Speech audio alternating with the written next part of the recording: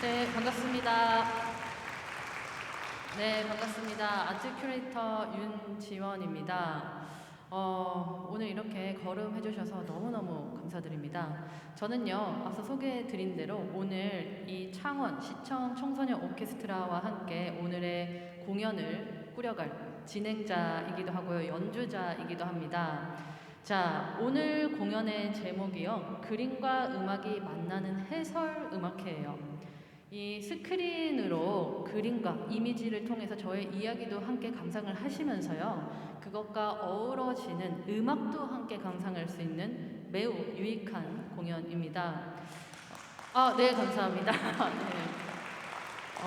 여기서 제가 이 동네에서 인기가 좀 있나 보네요. 별말을 안 했는데 박수를 쳐주셔가지고 너무 감사드립니다. 아마도 지난주에 추석 다들 보내고 오셔서 긴 시간 동안 가족들 만나서 물론 좋았겠지만 좀 피로도 쌓여 있을 것 같습니다. 오늘 정말 잘 오셨는데요.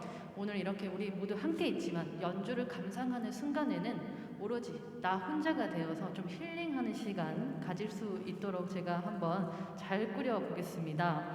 자, 오늘 준비를 많이 해왔으니까요, 바로 시작을 해보겠습니다. 자, 첫 번째 곡은요, 신세계라는 단어와 관련이 있어요. 여러분들 신세계 하면 무엇이 떠오르시나요? 영화가 떠오르기도 하고요, 그죠? 또 백화점이 떠오르는 것 같기도 하고 상품권이 떠오르는 것 같기도 합니다. 자, 오늘의 첫 번째 곡이요, 이 신세계와 관련이 있는데요, 이 음악과 관련된 신세계는요, 바로 미국입니다. 이 미국은요, 아메리카 대륙에 자리한 나라이죠. 이 아메리카 대륙은 15세기에 유럽인들에 의해서 신대륙으로 발견이 됩니다. 자, 이 신대륙을 발견한 인물 중에는 우리가 잘 알고 있는 콜럼버스도 있죠. 이 콜럼버스가 아메리카 대륙에 처음으로 발을 디딘 날이 10월 12일이래요. 그래서 오늘날 미국에서는요, 10월 둘째 주에는 콜럼버스의 기념일로 날로 지정을 해서 축제를 하기도 하고 행사를 하기도 한다고 합니다. 자, 이렇게 15세기부터요, 아메리카 대륙, 미국은요, 유럽의 통치하에서 발전을 하게 돼요.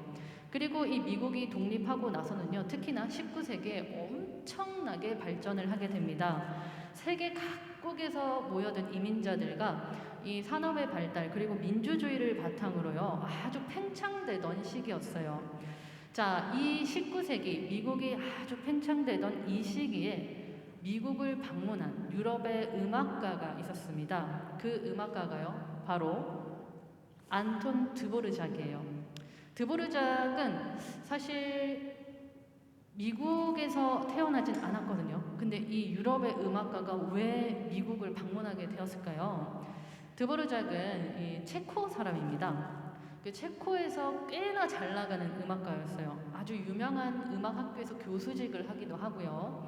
자, 이제 미국이 엄청나게 경제 발전을 하다 보니까, 야, 우리 이제 문화도 좀 다른 나라에 뒤처지지 않게 따라잡아 보자 해서 세계 각국에 있는 유명한 음악가들을 미국으로 모셔오게 됩니다. 그 중에 한 명이 바로 드보르작이었던 거죠. 그래서 뉴욕에서 드보르작에게 편지를 보냅니다.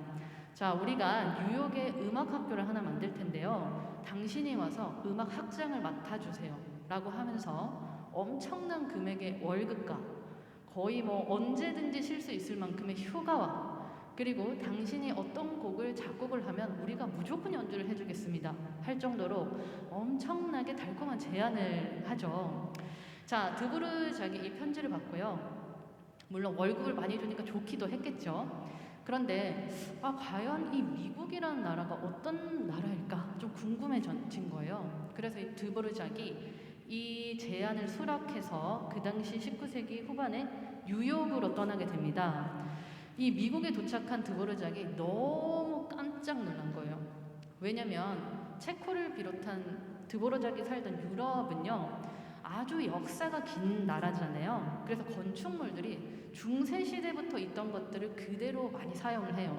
그러다 보니까 도시 풍경이 이렇게 아주 고전적인 느낌이 납니다. 그런데 드보르작이 딱 뉴욕에 와보니까요, 전부 새로 지어진 지어진 건물에 완전히 새로운 나라인 거죠. 그리고 정말 다양한 인종이 모여서 함께 사회를 일구어가고 있었습니다. 이것을 보고 드보르작이 와, 여기 진짜 신세계구나 라고 생각을 해요. 그러고서 음악을 하나 작곡하는데요. 그 곡이 바로 오늘 여러분들이 감상하실 드보르작 심포니 9번입니다. 우리는 이 심포니 9번을 보통 신세계 교향곡이라고 이야기를 하죠. 자, 오늘은 이 신세계 교향곡 중에서요, 4악장을 들어볼 거거든요. 4악장을 들어볼 텐데, 이 4악장을 들어보시면요, 도입부에 따단 이런 멜로디가 나와요. 이 느낌이 마치 문을 열까 말까, 열까 말까, 열까 말까 이런 느낌이에요.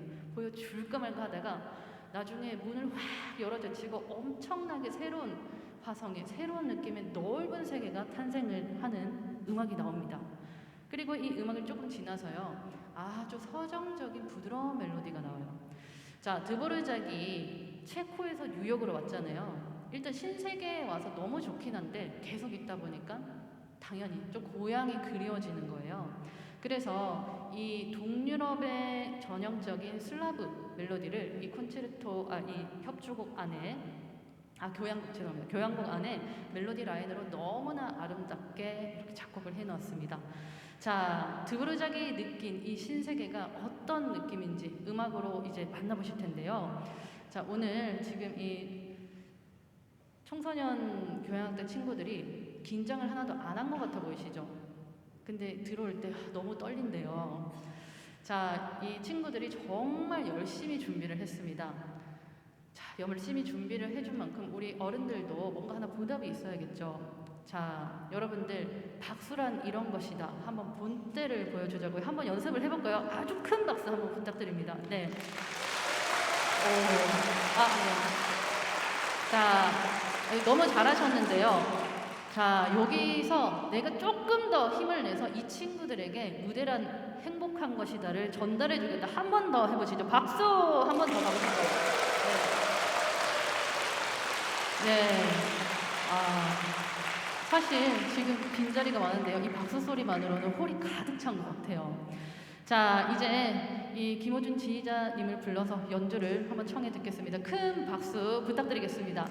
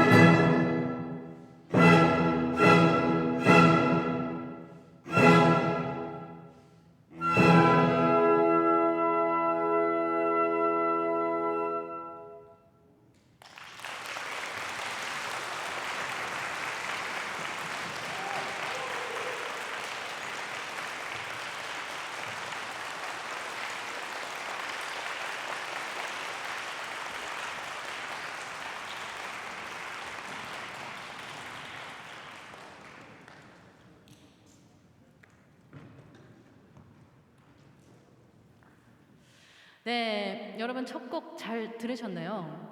와, 박수를 너무 크게 쳐주셔서 이 청소년 친구들 지금 막 뭔가 기분이 든든할 것 같아요.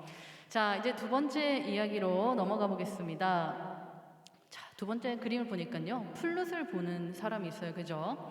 중간에 남성이 플룻을 불고 있고요. 옆에 뭐 피아니스트가 반주를 하는 것 같고 많은 사람들이 이렇게 연주를 듣고 있습니다. 그림을 보니까 뭔가 일반 가정집은 아닌 것 같아요. 그죠? 뭔가 좀 아주 귀족집이거나 왕족인 것 같습니다. 자, 지금 플룻을 불고 있는 사람은요. 바로 훗날에 프레이센 국왕으로 엄청나게 넓은 땅을 거느리게 되는 프리드리히 대왕이에요. 자, 이 프리드리히 대왕은 감자 대왕으로도 유명하죠. 일화가 있는데요. 이 대왕이 좀 기근도 있고 막 이러니까 음식물을 좀 새로 개발해야 되겠는데 감자를 좀 먹여봐야겠다 사람들에게 생각한 거죠. 요즘에는 우리 다 감자 먹죠. 뭐 포테이토 칩도 먹고 다 감자 먹는데 이 17세기, 18세기만 해도 감자는 돼지들이나 동물들이 먹는 거였어요. 가축이.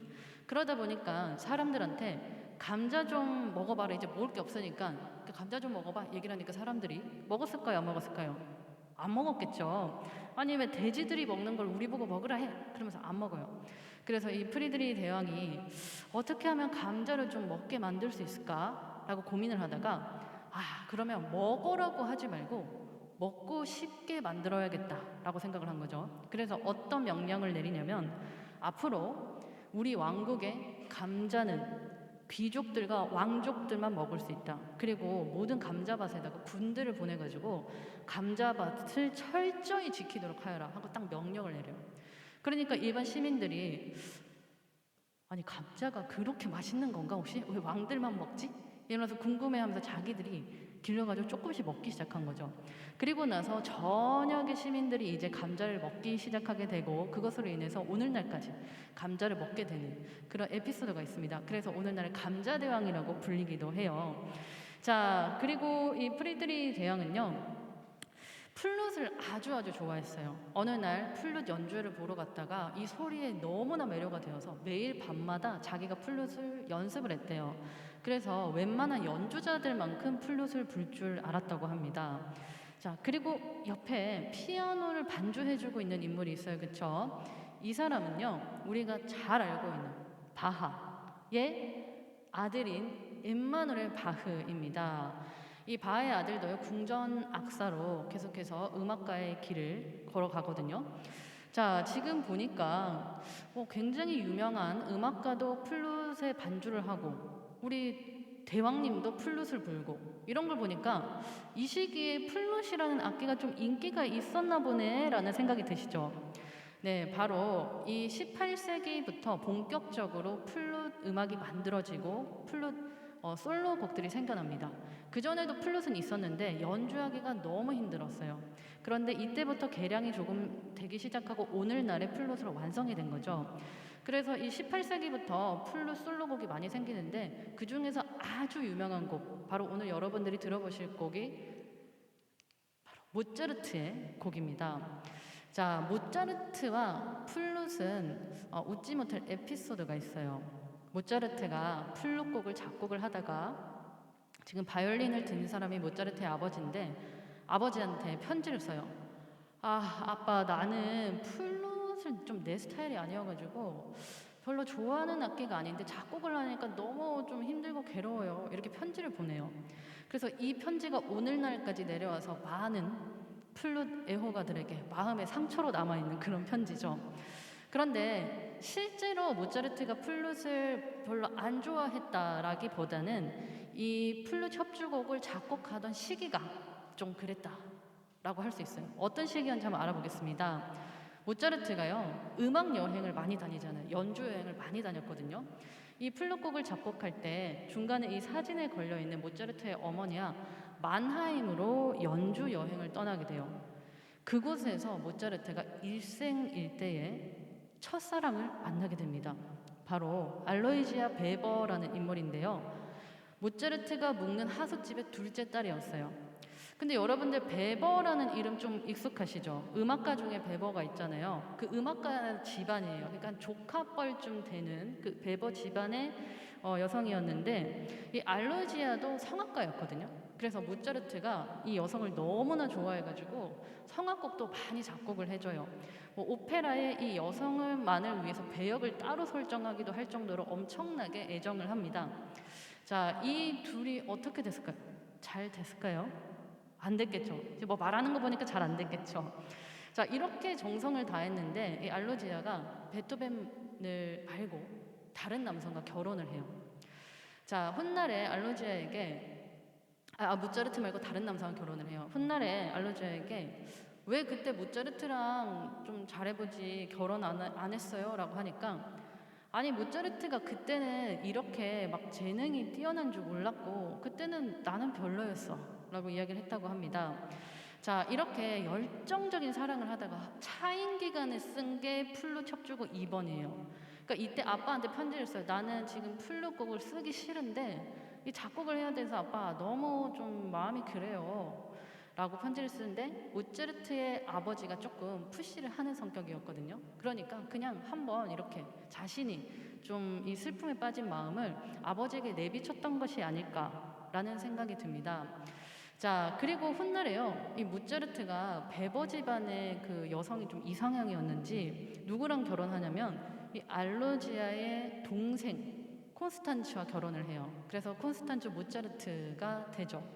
자, 이렇게 이 플룻을 작곡하던 시기에 모차르트에게 일어난 일을 말씀을 드렸는데요. 모차르트가 나 지금 연애도 해야 되는데 너무 작곡하기 싫다.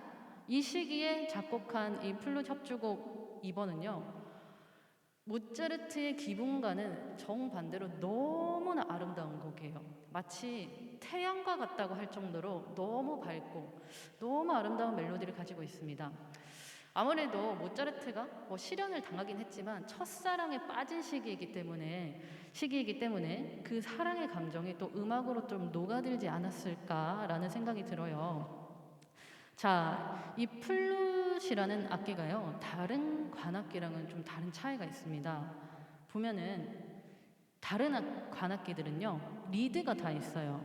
입 부는 거에 뭔가 이렇게 막대기 같은 거, 입 주입구가 있는데 플룻은 리드가 없고 그냥 입술을 대어서 사람의 숨으로 조절을 하면서 부르는 악기입니다.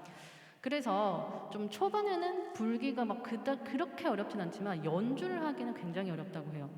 내가 플룻에 좀 재능이 있나 없나 알아보기 위해서 하는 첫 번째 그 가장 쉬운 테스트가 왜 우리 어렸을 때 콜라병 있죠?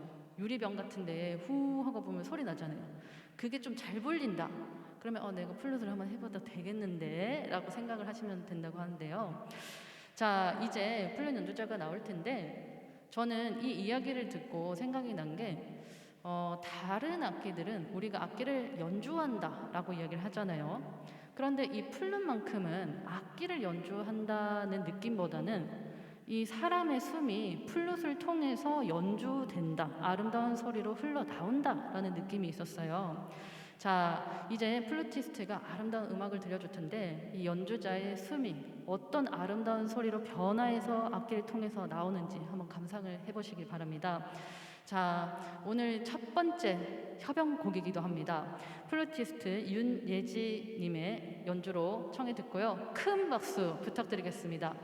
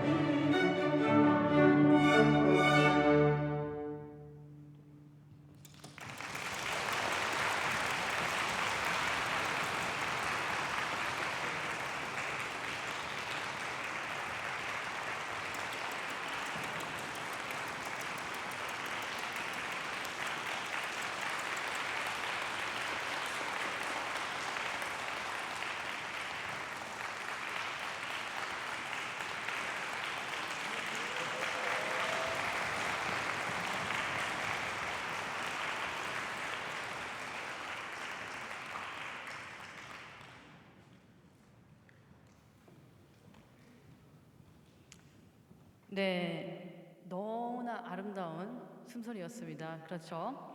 자, 이제 다음 곡을 한번 넘어가 볼게요. 자, 그림을 한번 볼까요? 보니까 뭔가 안정적으로 아주 넓은 시야에서 그려진 작품이에요. 그죠? 뭔가 색이 하나 탁 튀는 것도 없고요.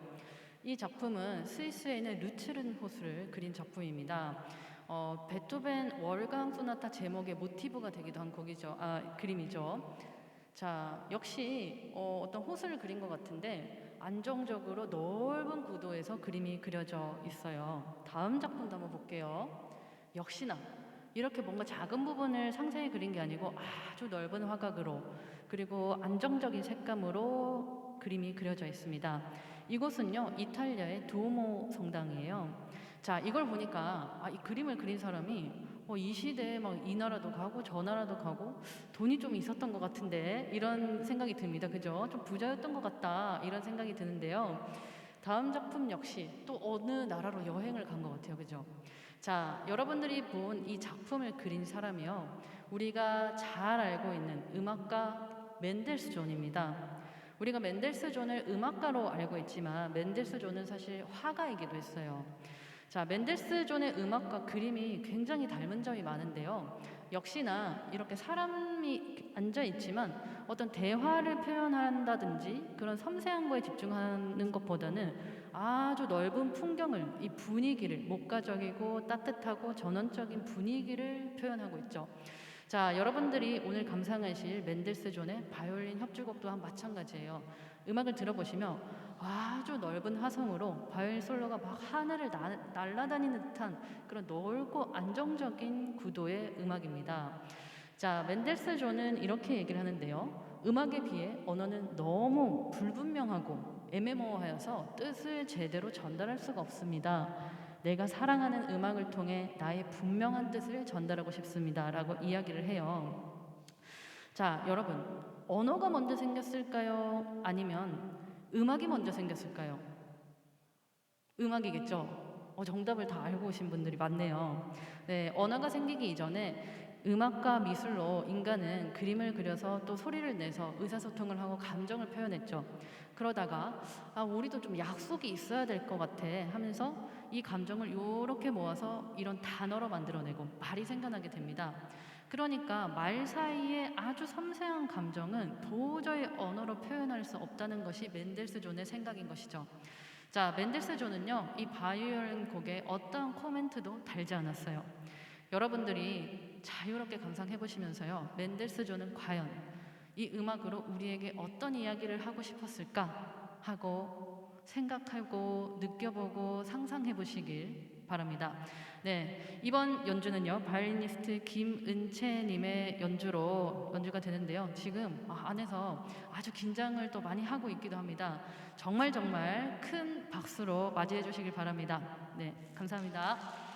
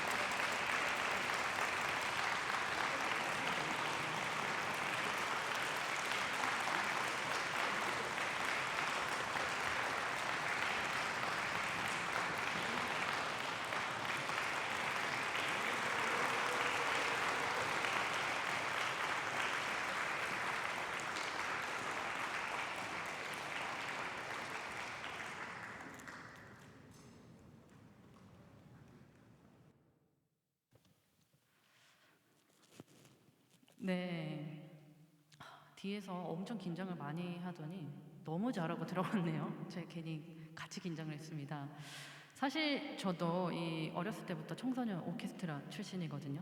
오늘 지휘하시는 김호준 선생님이 지휘자님 저의 은사님이기도 하세요. 그래서 평소 때는 좀 친근하시다가 연습할 때는 굉장히 무서웠는데 오늘 굉장히 오랜만에 이제 같이 이 한 무대에 서서 만나 뵀더니 아직도 여전히 무서우시더라고요. 네, 그래서 정말 감회가 새로운 것 같습니다. 자, 이 청소년 친구들이요, 이 오케스트라를 통해서 정말 또 세계적인 아티스트로 성장함에 있어서 여러분들의 그 큰 박수가 정말 큰 응원이 될 거라 생각합니다. 제가 대신해서 감사의 인사를 한번 전하겠습니다. 네. 네. 네, 감사합니다. 자, 다음 곡으로 넘어가 보겠습니다. 다음 곡은요, 차르다시라는 음악인데요. 집시의 민속 음악이에요. 이 집시들은요, 집이 없이 떠도는 민족들이죠. 주로 동유럽에서 활동을 하는데요. 이 친구들은 뭐 오늘 뭐 하고 내일 뭐 하고 이렇게 계획이 있게 사는 것이 아니라 오늘 하루 살고 내일 어떻게 될지 몰라 이런 친구들이에요. 그러다 보니까 뭔가 뭐 하나는 거 꾹꾹 참고 아니면 기쁜 것도 좀 조금만 티내고 이럴까요? 예를 들어서 내가 내일 학교도 좀 일찍 가고 회사도 좀 단정하게 하고 일찍 가서 우리 상사한테 좀 잘 보여가지고 회사를 오랫동안 다녀야겠다. 기분도 화나는 것도 참고 이렇게 했을까요? 아니었겠죠? 내가 화나면 화나는 대로 막 소리 지르고 슬프면 슬픈 대로 막 울고 기쁘면 기쁘다고 막 춤추고 이런 민족들이었습니다. 이 감정의 부분이요 음악으로도 그대로 연결이 되는데요. 차르다시는 이 두 가지 파트로 나뉘어요. 첫 번째는 라산이라는 부분입니다. 슬픔과 애환, 우울을 표현하는데 아주 느린 부분으로 나와요. 그래서 아이고 내 팔자에 나는 왜 집시로 태어나가지고 집도 없이 맨날 이렇게 떠들어야 돼 하면서 막 한탄을 하는 거죠. 그러다가 에이 모르겠다 그냥 이렇게 태어난 거 그냥 놀자 이러면서 프레스카 부분이 나오는데 아주 격정적이고 빠른 파티 분위기의 음악입니다. 자, 그래서 여러분들이 차르다시를 감상하실 때요, 아, 지금이 라쌈 부분이구나, 아, 지금이 프레스카가 나왔구나 하고 바로 캐치를 하실 수가 있습니다. 자, 이번 곡은요, 제가 들려드립니다. 네, 네, 아유, 감사합니다. 네, 네. 제가 이제 들어갔다가 첼로를 가지고 나올 텐데요. 마치 처음 본 사람처럼 크게 박수 쳐주세요. 네, 들어가 보겠습니다. 네, 감사합니다.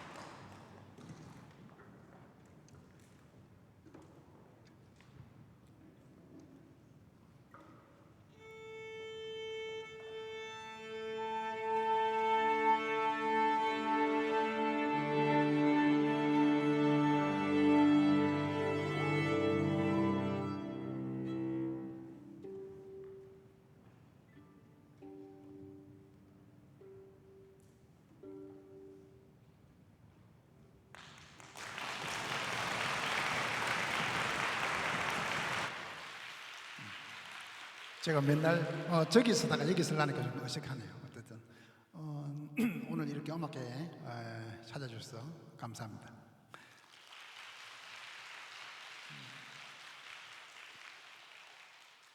우리 앞에 지금 우리 수당상부를 했는데 사실은 지휘자가 없이 뭐 이렇게 두 사람 이상 같이 뭘 연주하려면 참 힘들거든요.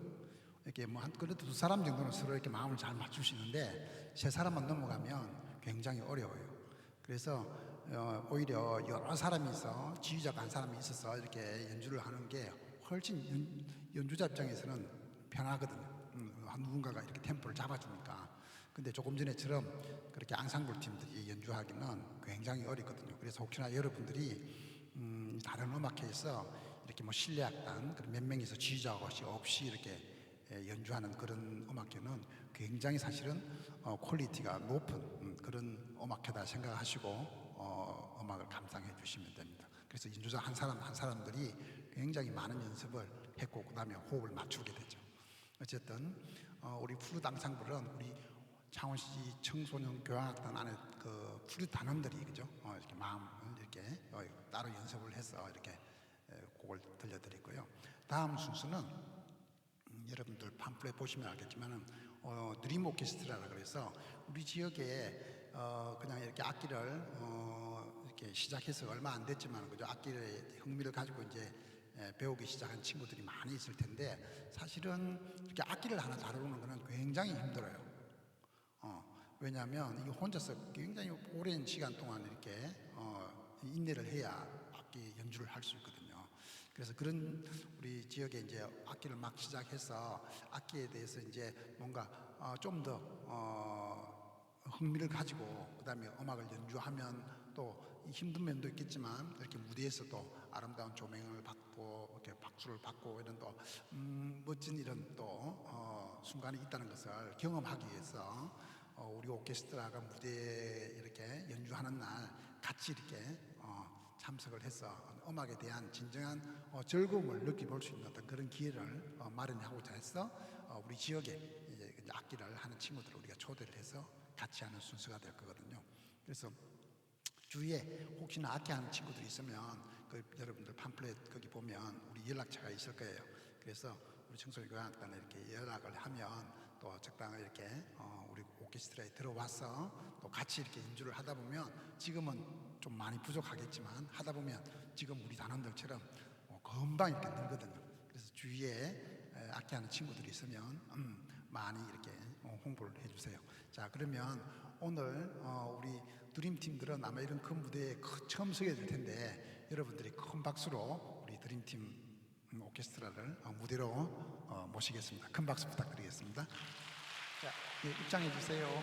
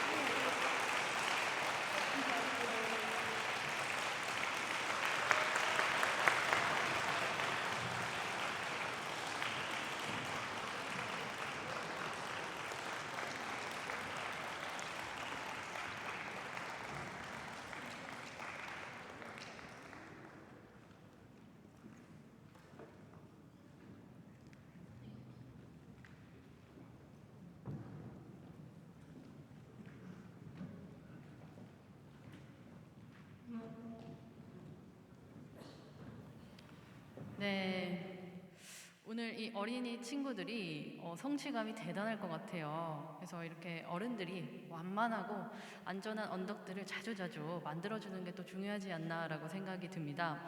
자, 이제 마지막 곡을 소개해 드릴 텐데요. 마지막 곡은 바로 오페라의 유령의 OST입니다. 오페라의 유령, 뮤지컬로 굉장히 잘 알려져 있죠. 오페라 극장 안에 숨어 사는 한 남자와 아름다운 여성 성악가의 사랑 이야기이기도 하고 좀 무서운 유령 이야기이기도 한데요. 이 오페라의 유령, 사실은 뮤지컬이 아니라 소설로 가장 먼저 나왔습니다. 가스통 루르라고 하는 프랑스 소설가의 소설인데요. 이 소설가가 오페라의 유령을 그냥 상상으로 쓴 것이 아니고요. 실제 있었던 건물과 이야기를 묶어서 소설로 만들어내요. 바로 파리에 있는 오페라 가르니에가 배경인데요. 이 오페라 가르니에가 오페라의 유령 뮤지컬과 소설의 내부와 똑같이 되어 있어요. 자, 계단도 이 오페라에 나오는 팬텀이 막 계단을 오르락 내리락 하는 이야기가 많이 나오거든요. 중정으로 들어가면 거대한 계단이 나오고요. 엄청나게 화려한 건축물입니다. 자, 그리고 이 오페라가 진행되는 극장도 있어요. 자, 이 오페라 가르니에는요, 특히나 이 천정이 유명한데요. 천장을 우리가 잘 아는 마크 샤갈이라는 화가가 그려서 아주 유명한 이 그림이죠. 자, 이 그림 속에는 여러 가지 음악가의 오페라 이야기가 담겨 있습니다.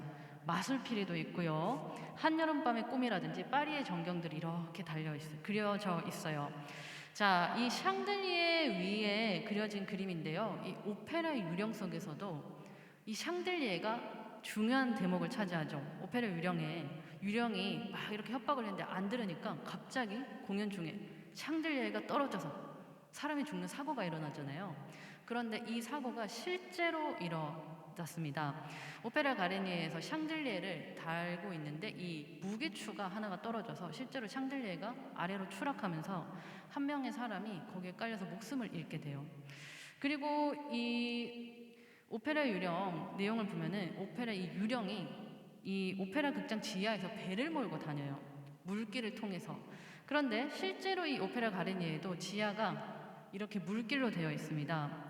공사 중에 수도관이 터져서 오늘날까지도 이렇게 물길로 만들어져 있어요, 지하가. 그래서 이 소설인지 뮤지컬인지 실제인지 헷갈릴 정도로 아주 많은 것들이 엮여 있죠.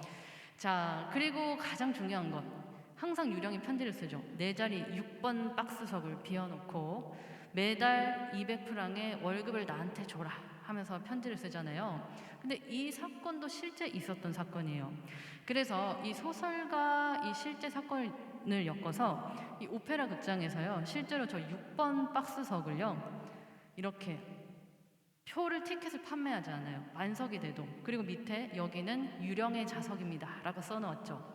그래서 만석이 가득 차도 저쪽에 6번 좌석은 하나가 더 비어 있는 거예요. 조금 스산하기도 하죠.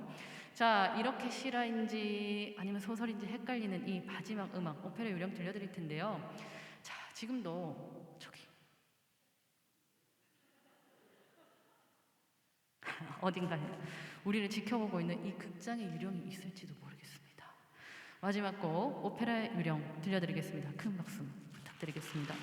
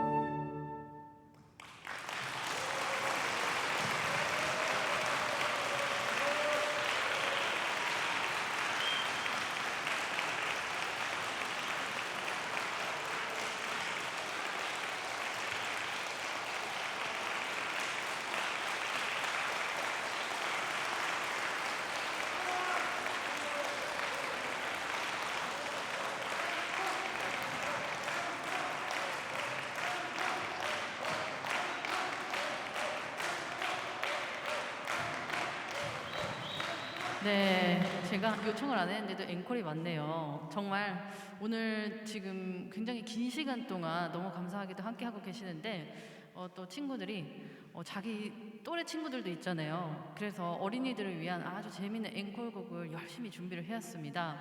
우리 모두의 아이들이라고 생각하고 정말 마지막 곡 큰 박수로 앵콜 맞이해볼까요? 네, 오늘 감사드립니다.